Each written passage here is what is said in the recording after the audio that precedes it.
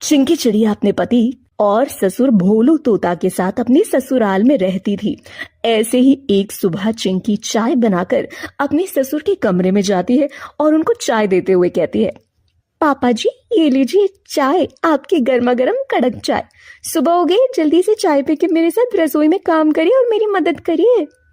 हाँ बहू, बस अभी चाय पी लूं फिर आता हूँ, तेरी मदद करता हूँ। और बहू वो कालू जाग गया या अभी तक बेशरम सो रहा है? पापा जी आपको तो पता है ना, जब तक 50 बार उनको आवाज ना लगा लो वो उठते कहाँ है। सबसे पहले मैंने उन्हें जगाया लेकिन वो उठने का नाम नहीं ले रहे। फिर मैंने सोचा आपको चाय दे दूं बनाकर पहले, उसके बाद आराम से जगाऊंगी उन्हें। अरे बहुत आलसी हो गया ये कालू। तभी भोलू तोते की गर्दन में अकड़न हो जाती है और वो अपनी गर्दन को यहाँ वहां मटकाता है। तभी चिंकी कहती है, क्या हुआ पापा जी आपकी गर्दन में? लगता है आप एक ही साइड सो गए थे, इसीलिए आपकी गर्दन में चमक आ गई है। लाइए मैं थोड़ा सा सहला देती हूँ जिससे आपकी गर्दन ठीक हो जाएगी। हाँ बहू, गर्दन में बहुत दर्द हो रहा है, मेरी गर्दन को सहला दे जिससे मेरी गर्दन ठीक हो जाए। तभी वहां कालू आता है और चिंकी को अपनी पापा की गर्दन सहलाते हुए देख लेता है। ये सब देखकर उसको थोड़ा अजीब लगता है, लेकिन वो इस बारे में कुछ नहीं कहता और चिंकी से अपने लंच के बारे में पूछता है। चिंकी, मुझे ऑफिस जाने के लिए लेट हो रहा है, तुमने लंच नहीं बनाया क्या अभी तक? अरे माफ करना कालू, मैं तो यहाँ पापा की गर्दन सहलाने लग गई थी, मैं भूल गई थी कि आपको ऑफिस जाना है। ऐसा कीजिए आप ना आज कुछ बाहर से ही खा लेना। माफ करना, मैंने ध्यान नहीं दिया आपके ऊपर बिल्कुल भी। हाँ तुम्हारा ध्यान तो कहीं और ही है, उसी पर ध्यान दोगी ना। हद होती है किसी चीज की चिंकी, तुम्हें पता होना चाहिए कि मुझे ऑफिस जाना है, मेरे लिए लंच तुम्हें समय से तैयार करना चाहिए, लेकिन नहीं, यहाँ वहां की चीजों में तुम ज्यादा लग जाती हो। कालू एक दिन की तो बात है, बाहर से आप खाना खा सकते हो और इतनी सी बात का बतंगड़ बनाने की क्या जरूरत है? कालू बिना कुछ खाए पिए ऑफिस चला जाता है। ऐसे ही शाम को चिंकी मार्केट जाने की तैयारी कर रही थी, तभी उसके ससुर उससे कहते हैं, कहाँ जा रही हो चिंकी तुम? पापा जी वो मुझे मार्केट जाना है सामान लाने के लिए, कुछ मसाले खत्म हो गए, कुछ सब्जियां कम पड़ गई, तो सोचा मार्केट चली जाती हूँ और सामान ले आती हूँ। बहुत सारा सामान लाना है पापा जी। तो तू अकेले कैसे जाएगी मार्केट? ऐसा करते हैं हम दोनों साथ में चलते हैं, आधा सामान तू ले लेना, आधा सामान मैं ले लूंगा, इससे तेरी मदद भी हो जाएगी। अकेली क्या करेगी तू? वो सब तो ठीक है पापा, लेकिन आप रहने दीजिए ना, आप घर में आराम करिए, मैं अकेले कर लूंगी, आप टेंशन मत लीजिए। अरे नहीं नहीं, मैं भी तेरे साथ चलता हूँ, चल चल। चिंकी अपने ससुर जी के साथ मार्केट के लिए निकल जाती है। उन दोनों को ऐसे बाजार में जाता देख आसपास के लोग उनके रिश्ते पर उंगली उठाने लगते हैं और आपस में बातचीत करते हुए भोली कबूतरी सुंदरी चिड़िया से कहती है, जब से चिंकी के सास गुजरी है तब से चिंकी और उसके ससुर के बीच में कुछ और ही पक रहा है। जब देखो तब दोनों आपस में हंसी मजाक करते रहते हैं, घंटों घंटों बात करते रहते हैं छत पर, और आज देखो दोनों मार्केट जा रहे हैं। अरे भगवान, ऐसी बहू किसी को ना दे, कोई शर्म नहीं आती क्या ऐसे अपने बाप समान ससुर के साथ ऐसे संबंध रखते हुए? वही तो, इस बुड्ढे को भी तो शर्म नहीं आती, बेटी जैसी है, लेकिन इसका भी बड़ा मजा आ रहा है इन सब चीजों में। बेचारा कालू तो बलि का बकरा बना हुआ है। हाँ खैर बोली बहन, छोड़ो, हमें क्या करना, हमारे पास भी बहुत सारे काम है। अब इन्हीं लोगों की बातें करते रहेंगे तो हमारे घर का काम कैसे चलेगा, हम तो चलते हैं अब। ऐसे ही समय बीतता जाता है और एक रात भोलू की तबीयत खराब हो जाती है। वो बुखार से तड़प रहा होता है। चिंकी और कालू दोनों अपने कमरे में सो रहे होते हैं। तभी अचानक चिंकी को प्यास लगती है, वो पानी पीने उठती है। तभी उसको भोलू के कराहने की आवाज आती है। वो अपने ससुर के कमरे में जाकर कहती है, क्या हुआ पापा जी, आपकी तबीयत ठीक नहीं है क्या? बेटा मुझे बहुत जोर से बुखार है, मेरा पूरा शरीर तप रहा है। आप चिंता मत करो, मैं हूं ना, आप टेंशन मत लो। चिंकी किचन से ठंडा पानी लाती है और भोलू को ठंडे पानी की पट्टी शुरू करती है।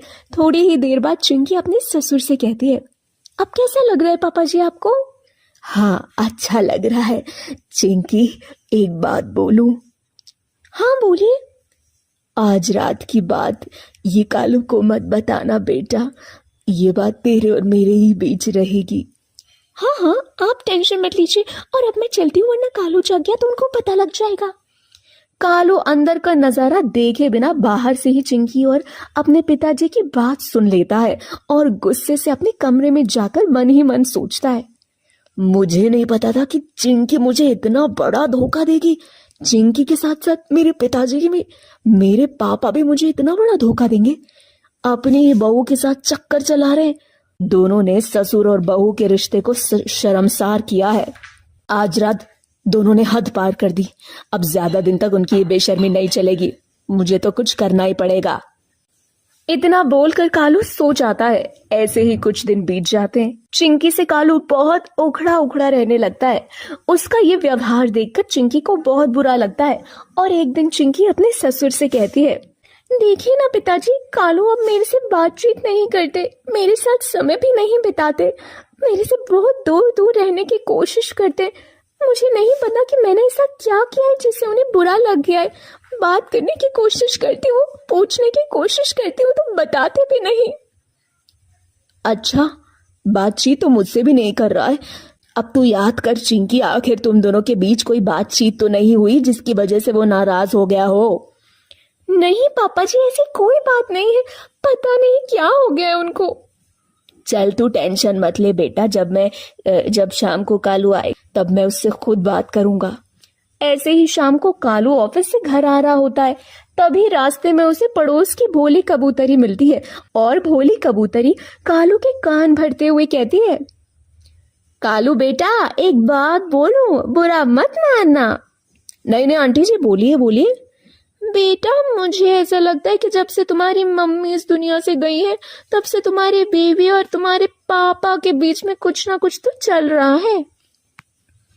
आंटी खबरदार, अगर मेरी बीवी और मेरे पापा के बारे में ये सब कहा तो मैं बिल्कुल बर्दाश्त नहीं करूंगा। और हाँ, मेरे घर ताक झाक करने से बेहतर है आप अपना घर में ध्यान दीजिए, ज्यादा अच्छा होगा आपके लिए। कालू को ये सुनकर गुस्सा आ जाता है और वो गुस्से में अपने घर जाता है। थोड़ी ही देर बाद भोलू कालू से कहता है, क्या बात है कालू, आजकल तू चिंकी से बहुत अलग अलग रहने लग गया है। सब ठीक तो है ना तेरे और चिंकी के बीच? मेरे और चिंकी के बीच तो कुछ ठीक हो या ना हो, आपके और चिंकी के बीच में तो सब कुछ ठीक है ना? क्या मतलब है तेरा? साफ साफ बोल, क्या कहना चाहता है? कहना ये चाहता हूं कि चिंकी और आप दोनों ससुर और बहू के रिश्ते को शर्मसार करते हो मेरे पीठ के पीछे। अरे ससुर बाप समान होता है और बहू बेटी समान। ये सब सुनकर चिंकी और बोलू को जोरदार झटका लगता है।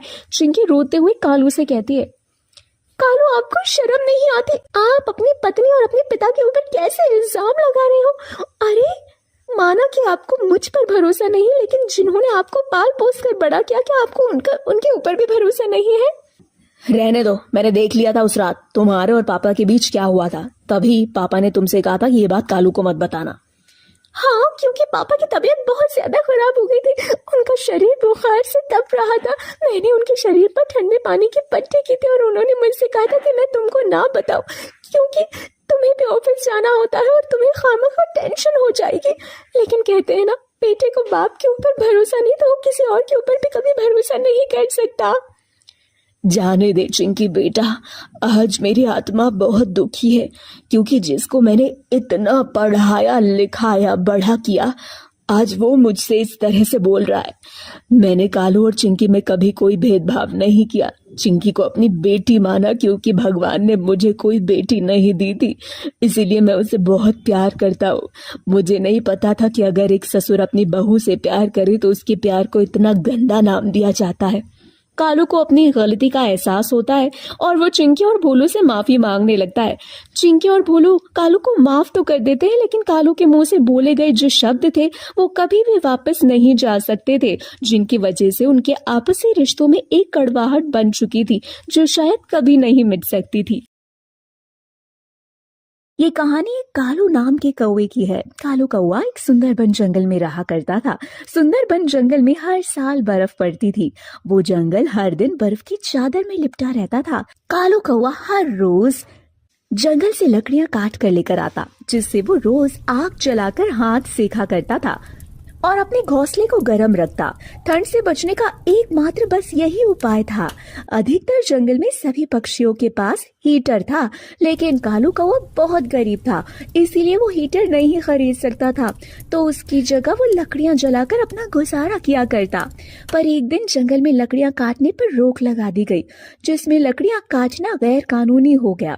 एक दिन कालू कौवा अपने दोस्त चिंटू तोते और बंटी कबूतर के साथ बैठा था। वो आग जलाकर बैठे थे। तभी बंटी कबूतर बोला, अरे भाइयों, तुमने ये सुना कि अब सरकार ने लकड़ियां काटने पर रोक लगा दी है। जो भी पक्षी जंगल से लकड़ी काटता हुआ दिखाई देगा उसको सजा हो जाएगी। तभी चिंटू तोता भी बोलता है, हाँ भाई, अब तुम्हें बताओ, ये इतनी ठंडी जगह है, यहाँ पर हम सभी पक्षी लकड़ी जलाते हैं और कुछ अपने घर में हीटर जलाते हैं, तब ठंड से थोड़ी राहत मिलती है। बिना लकड़ियों के तो आग ही नहीं जलेगी और सभी पक्षी ठंड से ठिठुर कर मर जाएंगे। अरे भाई, हमारे जंगल में तो गैस सिलेंडर है, हमें कोई जरूरत नहीं है लकड़ियों की। अरे भाई बंटी, अब सभी तुम्हारी तरह सुखी और संपन्न तो है नहीं। क्यों कालू भाई, अब तूने कुछ सोचा है कि तू आगे क्या करेगा? कालू, अब तुझे तो हीटर खरीदना ही पड़ेगा। लकड़ियों के भरोसे बैठा रहेगा तो कुछ नहीं हो पाएगा तेरा। अरे भाई, मेरे पास इतने पैसे कहाँ कि मैं हीटर खरीद लूं। यहाँ पर हम भूख से कम ठंड से पहले मर जाएंगे। मुझे तो बस इसी बात की चिंता खाई जा रही है। इतना बोलकर कालू कौवा अपने दोस्तों की बातें सोचते सोचते अपने घर की तरफ चला जाता है। तभी उसकी पत्नी चिंकी चिड़िया कालू कौवे से कहती है, क्या हुआ जी, आप लकड़ियाँ लेकर आ गए? चिंकी, कहाँ से लेकर आऊं लकड़ियाँ? सरकार ने रोक लगा दी है लकड़ियाँ काटने पर। तो बिना लकड़ियों के खाना कैसे बनेगा और आग कैसे जलेगी?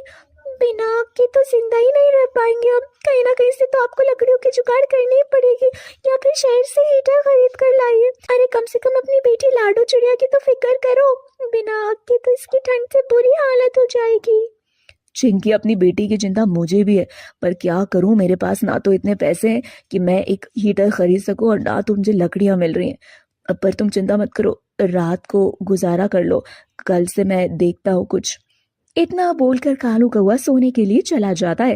रात को सोते समय कालू के दिमाग में अपने दोस्त बंटी कबूतर और चिंटू तोते की बातें घूम रही होती है। आखिरकार बातें सोचते सोचते वो ठान ही लेता है कि कहीं ना कहीं से लकड़ियों की जुगाड़ करके ही रहेगा।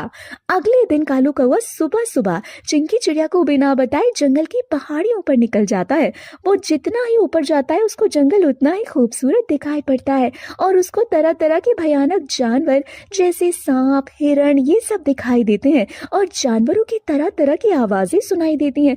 लेकिन कालू कौवा संभल कर चलता है और बिल्कुल भी नहीं रुकता, क्योंकि उसके सामने उसकी छोटी बच्ची और उसकी बीवी की तस्वीर रहती है कि अगर वो लकड़ियां लेकर नहीं जा पाएगा तो उसका परिवार कितना परेशान हो जाएगा। धीरे धीरे वो खतरों से लड़कर पहाड़ियों के ऊपरी हिस्से पर पहुंच जाता है, जहां पर उसको एक बहुत ही खूबसूरत पेड़ दिखाई देता है। जैसे जैसे वो नजर घुमाता है उसको चारों तरफ वही पेड़ दिखाई देते हैं। वो पेड़ों को देखकर मन ही मन सोचने लगता है, यहाँ पर तो कोई भी नहीं है, लगता है यहाँ पर कोई आता जाता नहीं है और किसी का रहन सहन भी नहीं है। मैं जल्दी से इन पेड़ों की कटाई कर लेता हूँ। ऐसा सोचते ही कालू कौवा पेड़ों की लकड़ियां जैसे तैसे काटने लगता है। तभी उसे उन पेड़ों का मालिक बांस पकड़ लेता है और कहता है, तुम्हारी हिम्मत कैसे हुई इन पेड़ों की लकड़ियां काटने की, ताकि तुम यहाँ से लकड़ियां काटकर नीचे ले जाओ और वहां पर लकड़ियों का कारोबार कर सको। नहीं नहीं, ऐसा कुछ नहीं, आप मेरी बात तो सुनिए। उसके बाद कालू कौवा अपनी सारी परेशानी उस बांस को बताता है। नहीं नहीं, मैं तुम्हें यहाँ से जिंदा नहीं जाने दूंगा, वरना तुम अपने साथ और भी पक्षियों को लेकर आ जाओगे और धीरे धीरे करके हमारे इन अग्नि वृक्ष को खत्म कर दोगे। नहीं नहीं, ऐसा कुछ भी नहीं है बांस भाई, बस मुझे अपने परिवार को जिंदा रखने के लिए थोड़ी लकड़ियां चाहिए। कालू कौवे की ये सारी बातें बांस की एक लड़की टुनटुनी चिड़िया सुन रही थी। टुनटुनी चिड़िया बेहद खूबसूरत और दयालु स्वभाव की थी। कालू की मजबूरियां सुनकर उसे कालू पर तरस आ जाता है और वो वहां पर आकर कहती है, पिताजी, आप इनको कुछ मत करिए, इनको माफ कर दीजिए। ठीक है बेटी, अगर तुम कहती हो तो मैं इस पक्षी को माफ कर देता हूँ, लेकिन यहाँ पर चोरी से लकड़ियां काटने की कीमत तो इसे चुकानी ही पड़ेगी। साथ ही ये यहाँ से वापस तो जाएगा, लेकिन लकड़ियों के साथ नहीं, इसको तुमसे शादी करनी पड़ेगी। मास की ये बात सुनकर कालू कौवा शादी के लिए भी मान जाता है और मजबूरी में आकर अपने परिवार की जान बचाने की खातिर टुनटुनी चिड़िया से दूसरी शादी कर लेता है और टुनटुनी चिड़िया को चिंकी चिड़िया की सौतन बनाकर अपने घर ले जाता है। टुनटुनी चिड़िया अपने साथ दहेज में बहुत सारा सामान लाती है और ठंड से बचने के लिए देसी हीटर भी। कालू कौवा अपने घर जाकर अपनी पहली पत्नी चिंकी चिड़िया से माफी मांगता है। चिंकी, मुझे माफ कर दो, मुझे तुम्हारे जीवन बचाने के लिए तुम्हारी सौतन को इस घर में लाना पड़ा। मैं बहुत मजबूर था, मुझे माफ कर दो चिंकी। कालू कौवे की बात सुनकर चिंकी को बुरा तो बहुत लगता है, लेकिन वो कर भी क्या सकती थी। तभी टुनटुनी चिड़िया कहती है, कालू जी, चिंकी दीदी, मैं अपने पिताजी की तरफ से आप दोनों से माफी मांगती हूँ। मैंने कालू जी से शादी तो की है, लेकिन ये नाम की शादी है। मैं आप दोनों के साथ ना रहकर अलग रहूंगी। और ये लीजिए आपका देसी हीटर, इसे जलाकर आप अपना गुजारा कर सकते हैं। इसमें आपको किसी भी लकड़ी की जरूरत नहीं पड़ेगी। इतना बोलकर टुनटुनी चिड़िया कालू कौवे के घर से चली जाती है और अपना एक अलग घोंसला बनाकर उसमें रहने लगती है। तो दोस्तों, ये थी हमारी आज की कहानी। दोस्तों, क्या आपको पता है टुनटुनी चिड़िया कालू कौवे को ठंड से बचाने के लिए क्या देती है? दोस्तों, अगर आपको पता है तो आप अपना आंसर हमें कमेंट सेक्शन में कमेंट करके जरूर बताएं। साथ ही वीडियो को लाइक जरूर करें और मेरे चैनल को सब्सक्राइब करना बिल्कुल भी ना भूलें।